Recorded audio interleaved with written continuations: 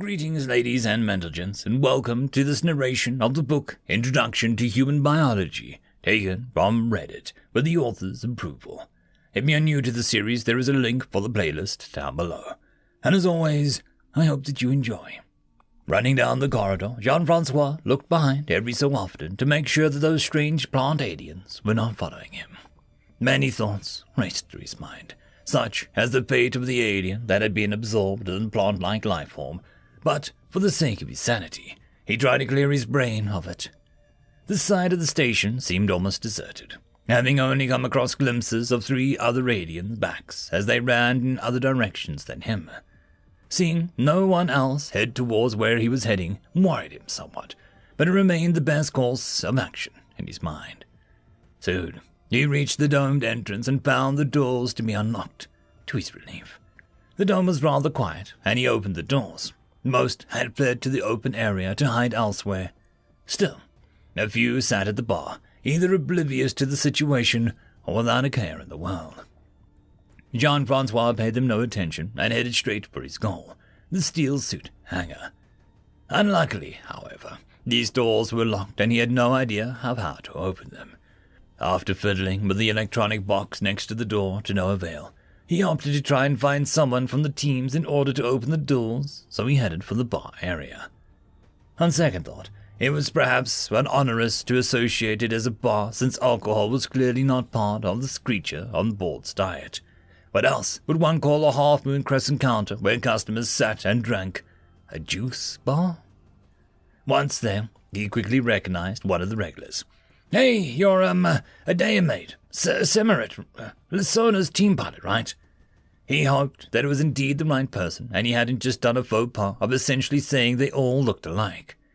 The Dayamid lowered its beverage and squinted at the human. "It's Similariat, human. What are you doing here anyways? Don't you know that we're getting boarded as we speak?" "Exactly. I had an idea. Can we use the steel suits to destroy their spaceship? It has to be docked somewhere on the station. Then, with no way to retreat, we'll be in a good position to negotiate," exclaimed Jean-Francois, full of enthusiasm. The Dayamid sighed. "They'll be gone soon enough. Why go through all of the risk? Just sit here, have a drink, and wait for it all to blow over." Jean-Francois shook his head negatively. "I just left the class to go to the bathroom. I came across one of these raiders on the way back. I have to do something. I can't let them do anything to the class." "Oh, you persistent human. I won't let you drag me into this. Here, you can go be heroically suicidal wannabe hero on your own." Silmulriot handed him a small, flat, circular-shaped metal object. "That's the authentication you'll need to open up the hangar doors. Steel suit itself isn't locked up." Jean-Francois hastily grabbed the offered object and uttered a quick thanks before he sprinted towards the hangar, key in hand. The doors opened without a fuss, and he darted straight to the familiar steel suit he piloted the other day. A bit like driving for a second time, Jean-Francois tried to remember exactly how it was done the first time around, but with limited success. He'd gotten in, managed to get into the seat, but was at a loss on how to proceed further. Only difference was that it had already been started for them that time. They had only needed to get in. Time was ticking, and he added stress did not help. Making a pressured Jean-Francois look around wildly in order to figure out how to start the damn thing. As frustration mounted and turned into despair, a voice called out to him, "Figures, move over, I'll show you how it's done." Similariat climbed aboard and began his sequence activation, the steel suit. "Now go fetch me my chair. This thing's way too big for me." In the classroom, Lysona was still not quite over the fact that little Barry over there, nearly half her height and likely no more than a third of her weight, had managed to whip himself up into a frenzy and overpower those pirates. She felt somewhat conflicted over the matter, as she loved the general idea of someone saving a damsel in distress, but also guilty, because if it were not for her presence, they likely would have avoided this particular classroom. Being the most valuable hostage, aside from her father, on the station meant that she felt particularly targeted by these recent events. "So, this is done for now, but we should probably head for somewhere else now?" Laura asked the teacher. Mrs. Strodron, still digesting the violence that had occurred in the classroom, acknowledged Laura's idea. "I am afraid you might be right. I have no idea what the other pirates' reaction would be to what has happened here, but I cannot presume to think that it would be, civil. We must seek refuge elsewhere." Taking a pause, she then spoke to Izumi. "How is Barry doing? Is he stayed stable?" Izumi, who was checking up on Barry, left his side and approached the front of the class, looking at Mrs. Maldron. "He is all right for now. I'll get better over time. Can you give us some information about the pirates? Are they a type of plant species like they seem? Anything about their biology that you could explain?" "I fail to see how it will help, but very well. Let's move first, and then I'll teach you everything I know about the Yoshani. There is a room not too far from here where we store seldom-used objects that still have a purpose." Mrs. Maldron headed for the door, opening it slightly and peeking outside. Satisfied, she waved to the class to follow her. The giant conga lion of students slipped out of the classroom towards the small storage room, fitting inside but being rather cramped. Everyone held their breaths, listening and watching for any possible sign that they were heard or seen coming here. Seconds turned into minutes as students slowly lowered their guard and began talking amongst themselves in hushed tones. The humans gathered around Mrs. Maldron, and Lysona made sure to be stood not too far away. She had to admit that she liked the way that the humans tended to find themselves in the middle of every situation, poised to take on leadership roles or just get stuff done. Looking at her fellow students, she was disappointed by the lack of action. However, she understood that many of them were simply raised this way. "Let me see what I can remember about the Yoshani," began Mrs. Maldron. "They initially evolved as patient predators, ambushers of sorts. By standing very still, they could become invisible to local fauna and had mainly a movement-based vision." "So, some kind of carnivorous plant?" inquired Izumi. "Well, their diet was complemented by this. Their main way to gain energy, however, was the remains of photosynthesis. Some believe that it is an extra addition of energy from their ambushes that enabled them to develop further motor functions and eventually become mobile." Laura twirled a finger in her hair that seemed lost in thoughts. "Interesting. That gives me an idea." Izumi prodded Laura for more. "Well, can you tell us more?" "It's coming together in my head. We're going to need bait, access to electrical grid, and a room." Lysona was quite intrigued by Laura's demands and plan, but felt a tinge of worry when both human girls turned to look at her simultaneously. "Do you have any idea where the pirate ship could be? I dare remind you again, the size of the space station," asked Similariat, the annoyance dripping from every word. Well, I would say not too far from the classroom, I think. Alarm sounded just before they were seen there. Now, where is it exactly on the outside, I have no idea," replied Jean-Francois, a bit defeated. The steel suit piloted by Diamond was progressing smoothly, its magnetic locks behaving well, and the small pilot's skill was apparent with how much ground that they were covering. Jean-Francois had set up on the weapons, ready for a fight that had yet to come. "Look, even if we find it, those lasers are tuned down quite a lot. There is not going to be much damage to that ship," remarked Similariat. Jean-Francois nodded. "There's a good chance the laser might not work, true. If that happens, then we could just use brute force." When realization of what the human meant came to Similariat, he hit him like a train. "You don't mean they're going to shoot us before we can get to do what you think we're going to do?" "If they're docked, it'll be mighty hard to do. If they're docked, it'll be mighty hard to shoot us, and if they undock to shoot us, that means the pirates are stuck on the station and no one is getting kidnapped. Then it's just a matter of time until we get reinforcements, right?" "You make it sound cut and dry. It's hardly anything but a foolproof plan.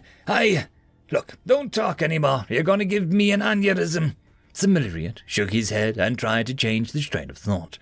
The worst part was that the way the human explained, it was starting to make sense to him, but he knew that it was folly. Somehow, though, Jean-Francois had managed to plant a seed in his mind that this was actually possible to pull off. Having adjusted the steel suit's trajectory, the Diamond kept an eye over the horizon, looking for anything that might feel out of place. The longer they could manage to stay undetected, the best their odds were. If they managed to actually pull it off, though, commendations would be thrown their way. Perhaps the prestige and fame from this would be enough to earn him citizenship back. A few minutes later, the Yoshani ship was finally within view. Carefully, Similariat positioned the steel suit so that it blended in with the external equipment from the station, using it as cover as they approached. The Diamede exhaled and then took a deep breath. "All right, get ready. This is a hit and run. Aim for weapons and the engines. We're not setting up shop down here. Let's see if your accuracy is as good as your buddy Barry. Jean-Francois gripped the controls tightly. The challenge was on. Say that again, almost shouted Lacerna. Laura tried to use her hands to gesture her to calm down. We need someone to lure the pirates in a particular location. They would have a hard time shooting you with their scales, and we need them to want the target. If I'm not mistaken, your father is a diplomat, yeah? So that would make you some sort of high target, I think. Seeing how Lacerna didn't seem convinced, Laura added, We won't let anything happen to you. We'll be right here. Izumi also stepped in. The rest of the plan, you understand it, right? I do, but it's going to take a long time. Are you sure you can pull that off? It was another unorthodox type of plan, to be sure, thought Lacerna. Barry approached and put a hand on her arm. I guarantee it. Fine. You'll owe me for this, though. She was going to agree to it anyway, but why not get something out of it while at it? Laura nodded and started giving out orders, everyone going to the position. The door opened and Lacerna headed out, picking up a good deal of pace and making sure her footsteps resonated loudly. It didn't take long for her to pick up a trail. 3 Yeshane started heading her way, slithering rapidly with their vines. Lacerna did not look behind, keeping her focus on her pace.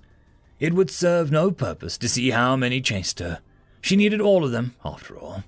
Turning around would only cause them to attempt and tranquilize her, due to her softer underbelly. The chase itself would not last long either, else they would split in order to corner her. She pressed on, passing an intersection where she saw more Yeshane join the chase from the corner of her eyes.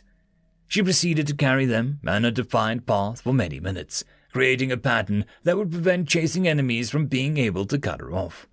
Rounding the next corner, Lacerna saw one of her fellow students open the side door and give her a signal that she'd been waiting for. She made her way towards the designated area, winning her legs to keep moving, exhaustion and muscle fatigue setting in. She was nearly at her destination, the door to the room held open by another student at the end of the corridor, when her knee gave in and twisted, causing her to fall down. Her heart sank as she struggled to get back up, her precious distance between her and the pirates evaporating rapidly. Struggling, she got back up, but only managed to limp forward as much as a reduced pace. A powerful sense of dread began to make its way through her thoughts. She had failed her friends and the academy. Who knew what the Yeshane were doing to her now? She managed to keep staring ahead, not wanting to look behind and lose all hope. Out of the doorway, a short distance away, really, but now seemingly out of reach, Barry poked out his head and looked at her. At least she would be able to say goodbye, she thought. That was until a split moment later, the insane human propelled himself at full speed out of the door and raced towards her. She wanted to scream at him that it was too late, that there was nothing that he could do, but could not bring herself to do it. It was a cowardly that she knew, but a tiny part of her wanted to keep behaving like something was possible. These humans had defied many expectations, after all.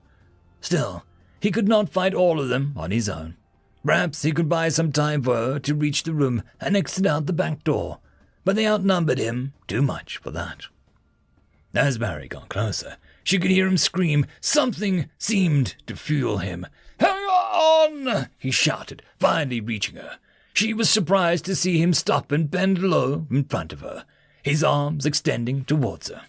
Her shock grew as Barry lifted her off the ground and then turned back the other way, running while carrying her. It was not graceful like she had seen the Inhuman stories, where a knight in shining armor carried off a princess. Barry simply not big enough to be able to wrap his arms around her in that way. Instead, he grabbed onto her legs and lifted from behind, leaning the center of mass against his back. Their speed increased above what her limp was, but still slower than what Barry's full sprint. As Barry entered the room and exited out the other side, Lacerna saw Laura and the other students positioned close by. Once Barry crossed the other side of the back door, his grip on Lacerna faltered, and both went tumbling down. As if on cue, Laura began giving orders. Disconnect the lights, get ready to close the door when they've all crossed the first one, and then close the other door. The students obeyed, removing wires and cutting them from nearby electrical panels.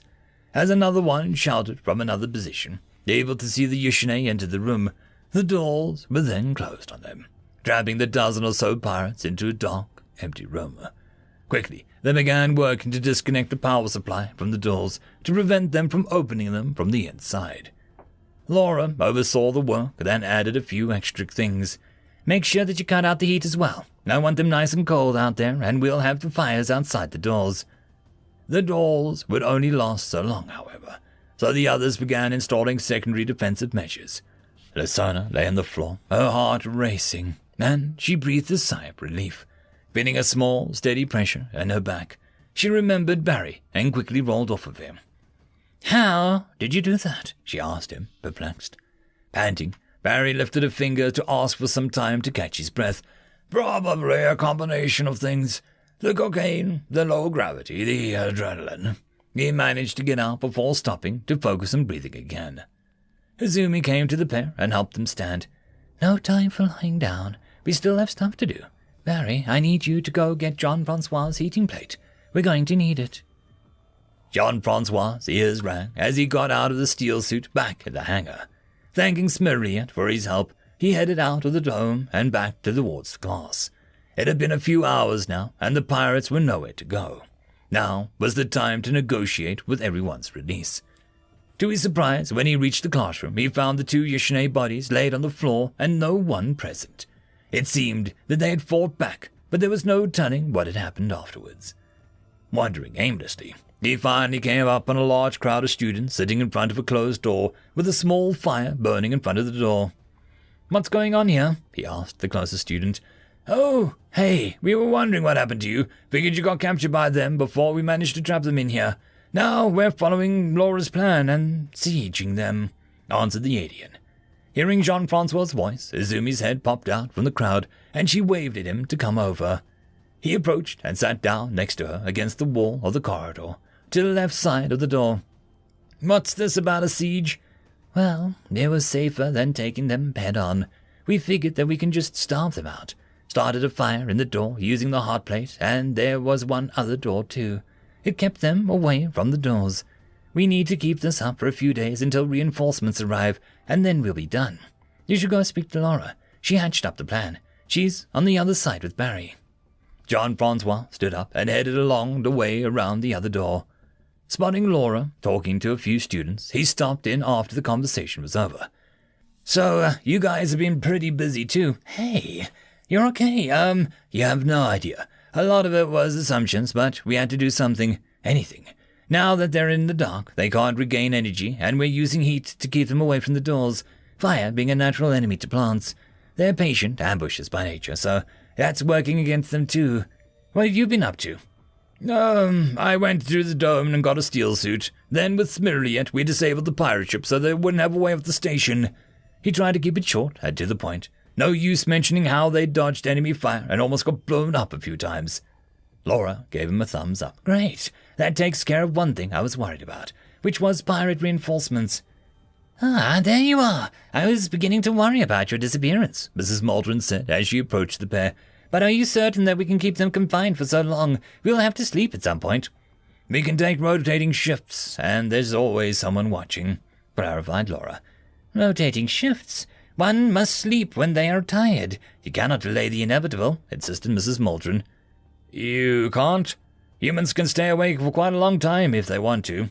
It does come with severe adverse health effects, but we could just go night shifts, and then the day the rest of you can cover us while we sleep," added Jean-Francois. Laura nodded and smiled. "All that's left to do is play the waiting game."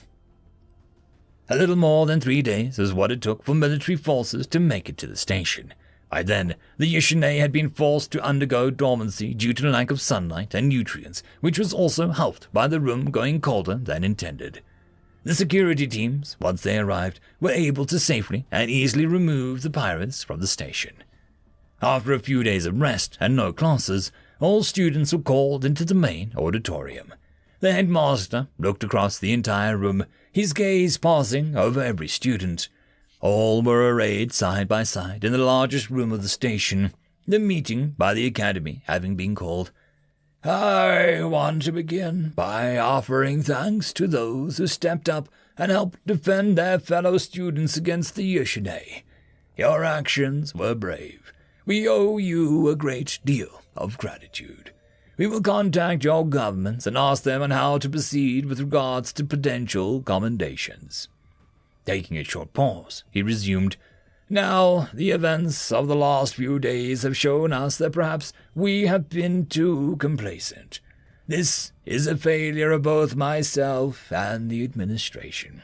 That is why we will be fixing the damage that was incurred and redesigning the station's security. As the Academy will be unable to operate as intended during this time, we will be starting the work experience program earlier than expected. All of you will receive up to 3 options based on your scores and aptitudes of a profession to shadow someone in. Your teachers will now pass these on to you. Please exit the room once you have them. The deployments will begin over the course of the next week. Starting with those in front, the teachers began approaching students and talking to them while presenting their choices, offering guidance. Soon the room diminished and only the 4 humans remained, standing at the back. Their 2 teachers approached together and greeted them, with Mr. Florge taking first. This is a bit unusual, I must admit. When evaluating you, we had to consider the positions that you would be best suited for. This proved problematic, as we couldn't figure out where you performed poorly. Mrs. Moulton continued, Naturally, when we wanted recommendations based on what we observed, but at the end of the day, we do not think that there would be any bad choices for you to take. Turning towards Barry, Mr. Florge handed him 3 small plates of metal that were engraved. Barry, we would suggest something that enables you to make use of your physical strength, good reflexes, and bravery. We think that military career would work best for you, or perhaps something with the steel suit leagues. Mrs. Maldron approached Laura and handed her 3 small metal plates as well. Laura, your quick thinking and ability to create plans would make you a good asset for military command. Those same skills, however, could be used in other domains such as infrastructure planning. Mr. Florge proceeded on to Izumi. Your calm nature, even under stress, and the way that you are able to communicate would make you a good diplomat, I believe. You have no issue with absorbing new ideas and even learning how to work with alien technology. You could easily join the think tank or help integrate human technology with ours. Lastly, Mrs. Maldron went up to Jean-Francois. To us, you are perhaps the strangest of the 4. You have ideas and concepts that are entirely foreign to us and know how to execute them. You've displayed skill at piloting a steel suit and are decently versed in a few subject matters, yet we do not know your true potential. You'd certainly be able to make it as a merchant or a founder of a company, but at the same time, we could see you spread your knowledge about human culture as a foreign ambassador. The 2 then stepped back, with Mrs. Maldron wrapping it up. Your paths are yours to choose, as we believe you likely know better than us. If you wish to choose something different, we have left one of your plates empty, so it can be engraved with how you wish. Any questions? Why are you using metal plates? Asked Barry, turning them over in his hands. Sometimes it is good to feel a physical reminder of one's accomplishments. We could easily have done it digitally, but for many, this is a trophy of sorts. Your plates are yours to keep, and past students have often kept them for their whole lives, Mr. Florge answered. Laura looked at the 2 teachers and asked, How long will this work experience last? 14 human months, give or take a month by my rough approximation of your calendar, replied Mrs. Maldron. Their questions answered, the teachers then left, leaving the 4 humans to themselves. Well, I guess we're going to split up, huh? Muttered Jean-Francois. Unless we all want the same place, yeah. But we'll come back here afterwards, right? Added Barry.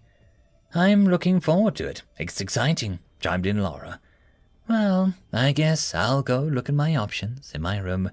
I'm sure they're listed somewhere on their net, said Izumi as she began to walk out of the room. Hey, let's keep in touch, yeah, Jean-Francois mentioned, walking out of the room with the group. End of chapter. End of story. Just a quick shout out to the T5 peeps. Bob the Dragon, Cat Crab Lobster, Data Magnet, Dark Machine, Bezic, Try Again 95, Pudic Yol, Astrea the Dreamer, Casper Arnholtz, Cam Maxwell, Ithilia, Meridian 117, and Jordan Bucksmorm. Thank you very much. And that, my friends, concludes this video. I hope that you enjoyed.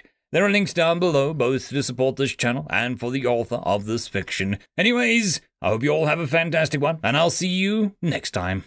Cheers.